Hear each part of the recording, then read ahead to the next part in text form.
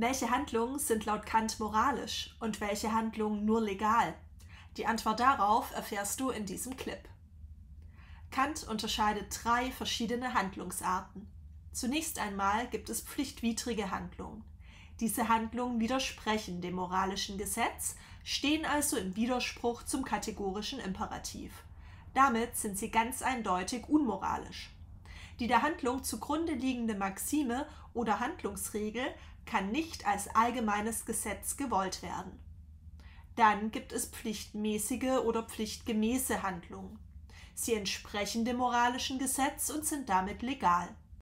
Der menschliche Wille wird bei diesen Handlungen jedoch nicht bzw. nicht ausschließlich von der Vernunft, der subjektiven Achtung für das moralische Gesetz bestimmt, sondern entweder von unmittelbaren Neigungen, also bestimmten Gefühlen oder Bedürfnissen, oder von selbstsüchtiger Absicht, Egoismus.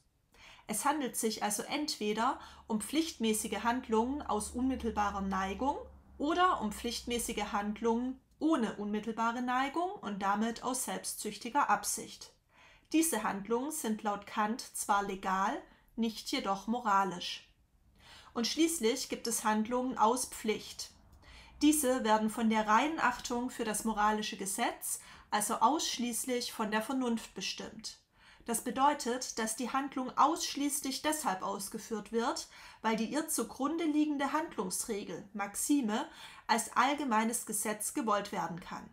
Nur das moralische Gesetz, der kategorische Imperativ, beeinflusst hier den menschlichen Willen, nicht unmittelbare Neigung oder selbstsüchtige Absicht. Eine Handlung aus Pflicht geschieht aus reiner Achtung für das moralische Gesetz. Laut Kant ist nur dann der Wille gut und die Handlung moralisch. Verdeutlichen wir das Ganze an einem Beispiel. Frei nach Kant das Beispiel vom ehrlichen Kaufmann bzw. Verkäufer. Verkäufer A ist ein unehrlicher Verkäufer. Kindern, die noch nicht so gut rechnen können, verkauft er die Produkte teurer, als sie eigentlich sind. Den Differenzbetrag steckt er in die eigene Tasche. Es handelt sich hierbei um eine pflichtwidrige Handlung. Die Handlung steht im Widerspruch zum moralischen Gesetz.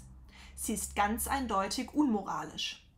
Die Handlungsmaxime „Betrüge Kinder beim Einkaufen“ kann nämlich als allgemeines Gesetz nicht gewollt werden.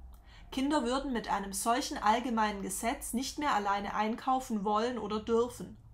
Zudem basiert jedes Geschäft, also auch ein Einkauf, auf dem Prinzip der Ehrlichkeit. Ein allgemeines Gesetz, das Betrug gesetzlich vorschreibt, wäre in sich widersprüchlich.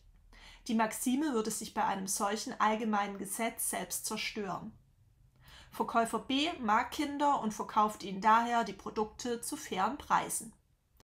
Hier steht die Handlung im Einklang mit dem moralischen Gesetz. Das Handlungsmotiv, die Gesinnung, der Wille, wird jedoch nicht ausschließlich von der Vernunft, der Achtung für das moralische Gesetz bestimmt, sondern von Neigung, nämlich der Sympathie für seine Kunden. Die Handlung ist legal, nicht jedoch moralisch.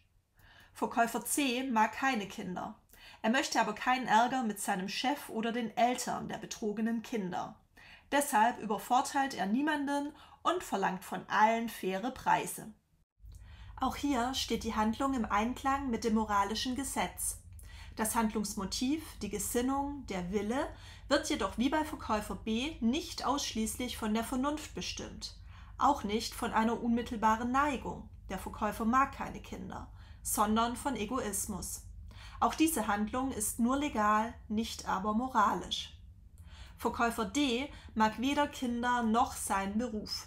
Er weiß, dass sein Chef ihn nie kontrolliert und ist sich sicher, dass ihn niemand bei seinen Betrügereien erwischen würde. Und selbst wenn ihn jemand erwischen würde, wäre es ihm egal. Dennoch behandelt er alle Kunden ehrlich und verlangt von allen faire Preise. Hierbei handelt es sich nun um eine Handlung aus Pflicht. Der Wille wird ausschließlich vom moralischen Gesetz bestimmt.